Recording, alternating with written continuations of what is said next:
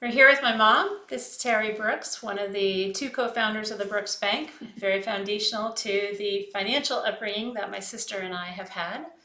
And we're just talking about money. So let's start with the Brooks Bank. When did it begin? Because I honestly don't remember. As I recall, you were about 10 Okay. and your sister Sarah was 7.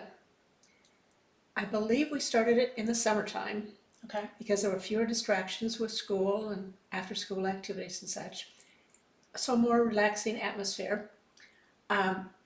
We wanted you to have some money to spend, but we also wanted to give you the sense of responsibility and the concept of savings, which of course we had to explain to you what that was all about.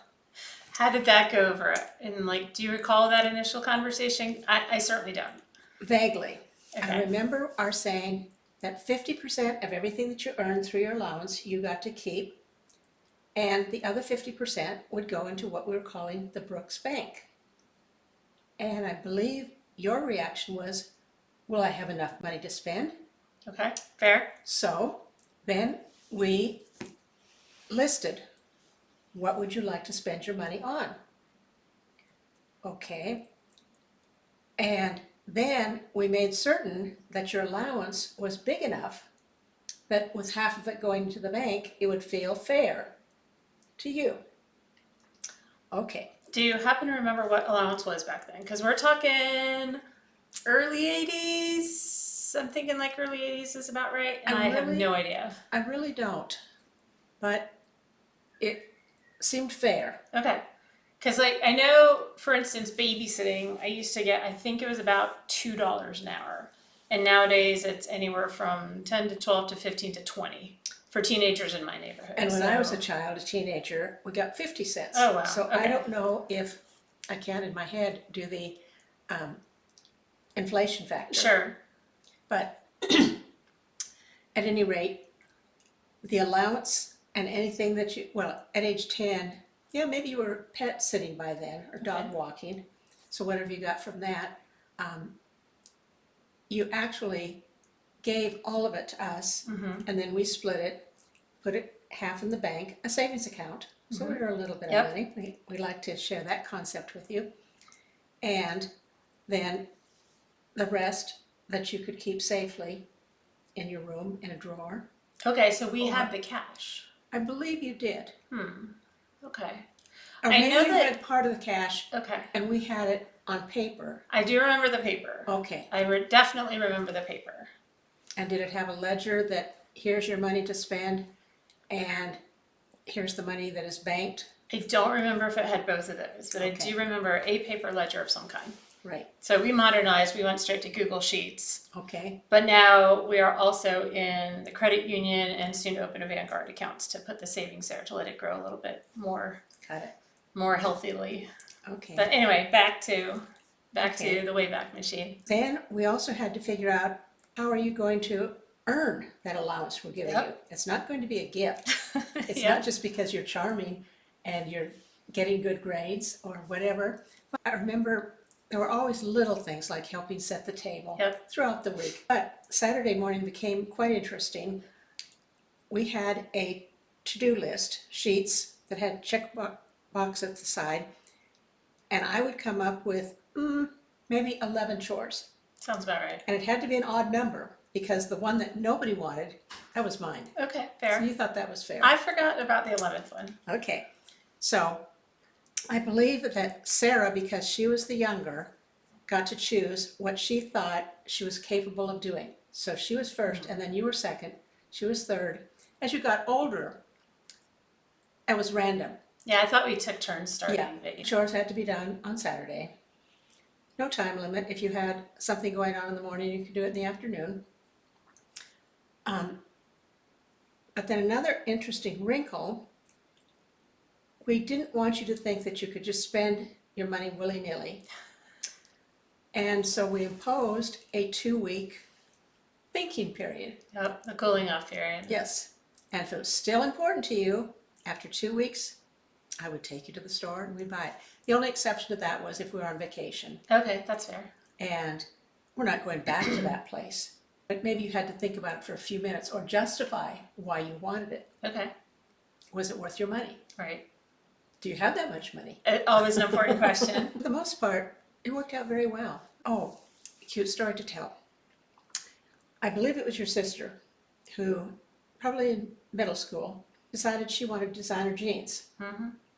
Well, I didn't believe that she needed those, so we told her, okay, for back to school, we'll buy you a nice pair of jeans, but not for $70. Right. If they cost $35, you can spend $35 of your own money. So she accepted that. Okay. So another way to set the budget in the household that nobody can dictate. Oh, I need these jeans this year. Well, okay, then you would go half and half. I'll pay half, you pay half. So, looking back, first of all, Sarah and I hated the 2-week cooling off period. Hated that. Do you recall any friction, or like where did we seem to have the most conflict on any of those types of things? Well, certainly the 2 weeks, but many, many times he or she would admit that, no, I guess it's not important. So then you hadn't wasted your money. I believe that at some point there was even some negotiation possible. Don't you think I deserve a little bit more allowance now that I'm a little older and need more things to buy, or the things are more expensive? So we'd give that some thought. Okay. And that even brought inflation into it. And as I recall, in the mid to late 80s, when you were in high school, we were in an inflationary period. Sounds about right. Yeah. And so there were so many opportunities because of the Brooks Bank to talk about money, responsibility around the table. Mm-hmm. And I'm glad that we took time to do that. I am too. I very much am. What were some of the other money conversations that we had at the dining table or wherever? I know we talked about how Dad had 3 different jobs at one point, between Marine Corps Reserves and his civilian job, and then he taught at the university for a bit. And you had your job, and I know we talked about jobs and earning. Do you recall what other kinds of conversations we had? I Just wonder if in we the talked family? about vacation. Okay. I don't recall that we took very many lavish vacations. The most expensive was when we went to Disney World. Disney, of course. We also made at least, every other year, a trip out to visit my mom and dad Mm-hmm. in Seattle. Yeah. And that was not inexpensive, but it was something that we wanted to do because we lived so far away and we wanted you to know them. Mm-hmm. But we also wanted to let you know, here again it's talking about money, that it wasn't a frivolous thing to hop on an airplane. Right. In the in-between years, maybe we took road trips, and not long and extravagant ones, but we asked, what would you like to do? It was always fun to have a pool at the hotel. Yep. I don't recall ever going to the beach. Did we? We did go once down to North Carolina because I remember actually visiting the Air Base Hospital where I was born. Okay. And I think it was probably like around 10, just based on, I'd got my first Insta camera. And so I think that was one of my very first rolls. And it was the old school, you take the cartridge in and wheel it and click it, that kind of a thing. Because I do have pictures that I took from that, and we stayed at the Whaler Inn. The only reason I know is it was one of my very first pictures. So let's go to your childhood. What conversations did you have about money in your home growing up? I'm the oldest. Kathy's 2 years younger, Ed is 2 years younger, and then Cynthia is 10 years younger than I am. So I'm sure that things evolved, especially by the time Cynthia was earning money and getting an allowance. But one thing that I specifically remember is we did get a little allowance and we were expected to help around the house. Mm-hmm. But a wrinkle in it, we could make extra money. Those were the days when polyester hadn't been invented. So almost everything had to be ironed. Oh, that sounds horrible. That sounds dreadful. And I don't iron. I didn't mind the flat work, but I got maybe a penny for ironing one of my dad's handkerchiefs. They had to be ironed. I maybe got 2 pennies for napkins. We had cloth napkins on the table. Maybe a dime for a tablecloth because that was more difficult. Even pillowcases had to be ironed, for heaven's sakes. Okay. Pants were not too tough to iron, but blouses, oy, oy, oy, those were really tough. Yeah, So we left those to Mom. got it. But it was fun to be able to earn a little bit more money that way. And outside, we got to help mow the lawn. Okay. This was a push mower. Mm. Nothing about automated. But each section of the lawn was worth 45 cents or a dime. And so that was another way that we could earn extra money. Now, in terms of savings, it wasn't nearly as sophisticated as the Brooks Bank, but we each had a savings account. And In a bank or just in like Yes. on paper in your house? in a real Okay. bank. And we lived only about a mile from this bank. Okay. So we could ride our bikes Mhm. and put our money in the bank or withdraw from the passbook account. I think that's what it's called. What is a passbook account? It's a savings account. You get a little book. That's why Okay. they call it passbook. Okay. And when you take out $10, they put it in a little machine that had a negative 10. Okay. And then the running balance, Okay. it would calculate it. So a little bit of automation. I know that we were not allowed to keep much money in the house, Okay. just for safety reasons. And so that was a monitoring device of sorts. When we got older, we could babysit. And here again, I don't recall that it was a 50-50. Though Dad and I must have gotten that idea from someplace that we had to put a certain amount in the bank. My first real job, other than babysitting, was working at the public library, shelving books. Nice. And so then I was making big money. And Which is what? $2 an hour? Like No. what would that have been back then? well, I remember very well when I worked at the library in college, it was $1.27 Okay. an hour. By that time, yes, we still had a savings account, but that was basically our spending money. Sure. So that subsidized whatever we got from Mom and Dad to buy the things that you have to buy when you're away from home. Nice. Another funny story. Your dad tells a story that he married me for my money. Okay. By the time we got married, I had $2,200 saved up. And how old were you guys? 21. Okay. That's a lot of money back in Yeah, it was. 69.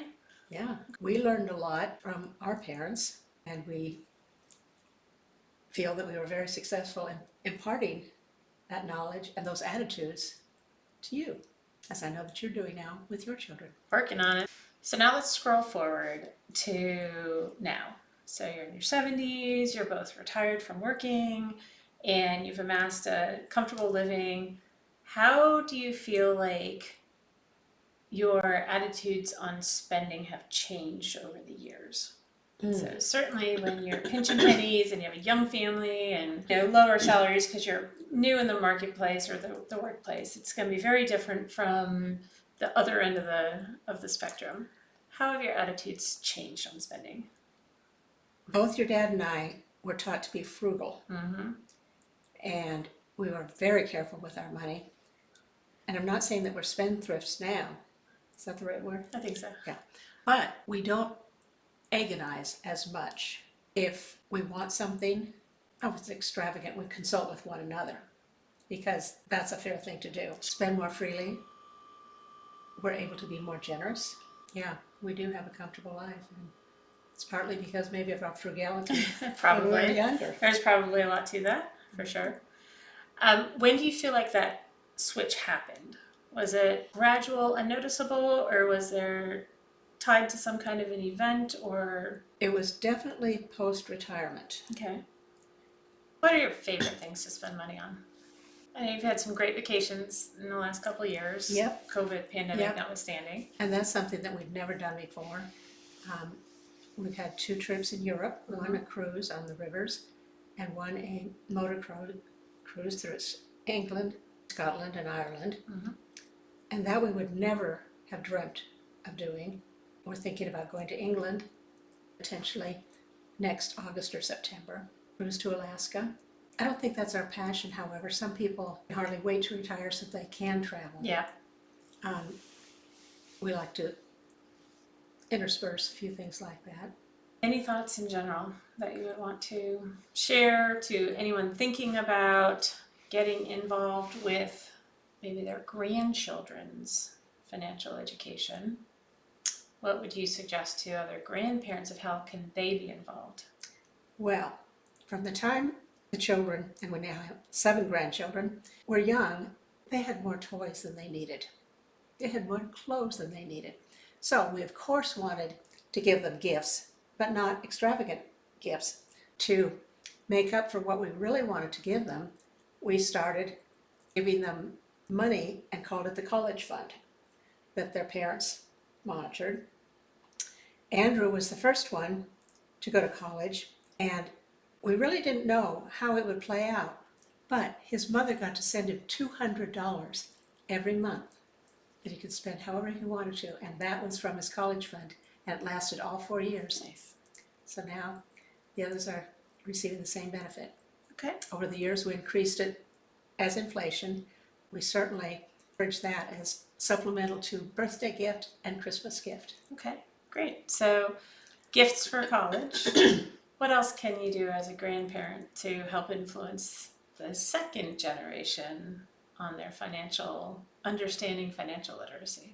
One-on-one, when the grandchildren are with us, if they want to buy something or want us to buy something for them, that's a teaching moment. Mm-hmm. So I guess, yeah, we have a little bit of experience with that. We sometimes have to confirm what is yours, the First Lennon Bank? Yeah. What is in the First Lennon Bank on your behalf? Mm-hmm. And what would your mom and dad say? Would they think that this was a good thing? So we definitely can have discussions with them. That's great.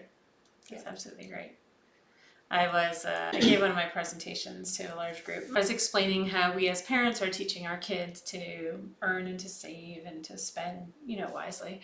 And the idea of making trade-offs. I had some friends of ours came up, and they're a little older, and they've got some grandkids. And the husband said, "You know what I do with my grandson is when we go out to lunch, I ask him, hey, do you want a drink or do you want the money? And so he'll either buy the $2 soda or lemonade or whatever it is, or give him $2. And sometimes the grandkid chooses one, and sometimes the grandkid chooses the other. And it just really sparked in my mind the idea that grandparents can also have a very direct role in the education and the conversations and reinforcing the idea of, well, what's more important to you? And then spending in accordance with the values. Because this grandfather, Bruce, was going to spend the $2 either way. So he let the grandkid decide how that $2 was going to be spent on his behalf. And I'm like, brilliant, perfect. So that's what one of the things that made me think of from a grandparent point of view, where this isn't just about parents and kids, but skipping a generation sometimes as well. What if it's the other way around, though? That the grandson says, oh, if I have this for lunch that costs less than that, do I get the difference? I'm not sure that I would go for that kind of bargaining. I don't know. What do you think? Well, I think it depends on if it's something you want to deliberately have that conversation about, right? Because if you go in with the idea of, I'm planning on spending $15 for this lunch, whatever it is, all in, whatever. You can tell the kid, hey, $15, you decide, or you can just pay the bill and not have the conversation. And I don't think there's a right or wrong. It's just an opportunity to let the kid make the decision. And that's what I'm always advocating, is the more opportunities the kids have to make the decisions and go through the thought process of what's more important to me. Is it more important to me to have the drink, the lemonade with the sandwich, or just to have the sandwich, drink the water, and then go buy a pack of gum or whatever? It's the same amount of money. And from my point of view, I was planning on spending it anyway. But it gives them the opportunity to go through that values conversation and that decision of, it's a constrained resource, it's $15 or whatever. It's a constrained resource. They're not getting 16, but how do they want to use that? How does that bring them the most joy per dollar on that $15? So we don't do that every single meal out or anything like that, but it is an opportunity if you wanted to say, hey, let's make this a money conversation as well as a lunch conversation. Now, again, I would still have the requirements that there are certain requirements. You must eat a meal. So it's not just go starving because you want to go buy something for $15 like that. That's not the goal here. But the goal is when you've got some room in the margins to play and make some decisions, how do you do it? Now, if my kid said, oh, $15 great, I'm going to order 4 desserts, that also is outside of the general parameters of thou shalt have a proper meal, thou shalt not trade a drink for dessert, because that's not, you've still got caloric restrictions. You're not allowed to have 5 desserts. You're not allowed to, do whatever. So within the parental guidelines, trying to find the wiggle room for them to be able to flex what wiggles they have. And some will decide I want this, and some will decide I want that, and some will decide I'm just going to save it for later because I don't know what I want right now. And that's fine too. In terms of wise choices, if you choose water instead of a sugar drink, that should allow you to have dessert. Potentially, yeah. But yeah. That a sugar drink and dessert. If they're both 250, 350 calories, then it's pretty much equivalent. I would agree with that. So that then triggers other conversations as well of what are we really trying to do here? We're trying to get nutrition into you, maybe have a little sugar treat. Would you rather have the drink or the dessert? And I mean, I make that decision too, going out. Would I rather have wine or would I rather have dessert? Or an appetizer. Or an appetizer. And right. Or dessert. Right. We don't need both. Generally not. And for me, I'm such a sugar bug, I would prefer the dessert over the wine just because I'd rather chew my calories than drink them. But, you do you. That's just my personal preference if I'm trying to keep within a caloric budget, not just a financial budget. But being able to understand, hey, you're setting a budget of some kind. How are you going to use it? And they're trade-offs. They're trade-offs. That's life. Life is full of trade-offs. And part of what's important is understanding what your values are. What's most important to you? And I'm sure that we, in my household as a child, learned that. We pass that along to you. You're passing it along to your children. Exactly. Yep. Exactly. And part of it is letting them make these decisions within the context of being a kid. I don't personally want Pokemon cards. I don't want Prime. I don't want gum. That's not important to me, but it's important to the kid. And so being able to give them a lot of latitude where we can, even if it's not how we'd want to spend our money, it's letting them go through that thought process. And I mean, back in the day, Sarah was buying all kinds of 45s and albums, and she had all kinds of, the music stuff galore, and I was doing other stuff, and, and what was important to me was not important to her, was not important to you. And, we had our own interests and our own values, and being able to have that latitude to put our money where our values lie, of course, within the constraints of overarching parental guidelines. It was brilliant. So we're planning a trip in February, so the kids are going to need to save up some money so they can spend some stuff there. But what we're also talking about doing is having them each contribute something to the family, since the family is giving them so much, for each of them to give something to the family. So like sponsoring a lunch or a meal. An event might be on the expensive side, depending what the events are, but with the idea that each one contributes something for the good of the whole family. That will take a little bit of advanced time, and we started talking about that on our drive up to your home. How much money do you guys need to start saving up? What might a reasonable contribution back to the family be? If it's just buying you one ice cream, okay. But I think they can do a little better than that, Sure. With a little bit of advanced planning and setting aside a little bit of their money and maybe earning a little extra along the way to help fund that. So those are some things we're thinking about, to continue thinking about. How do you use your money to bring the joy? Not just for yourself, but for others, starting just in the family, but then going broader where it makes sense to do so, where it's possible. And not just always take, but turn around and give back. Even a small amount. It helps. Good.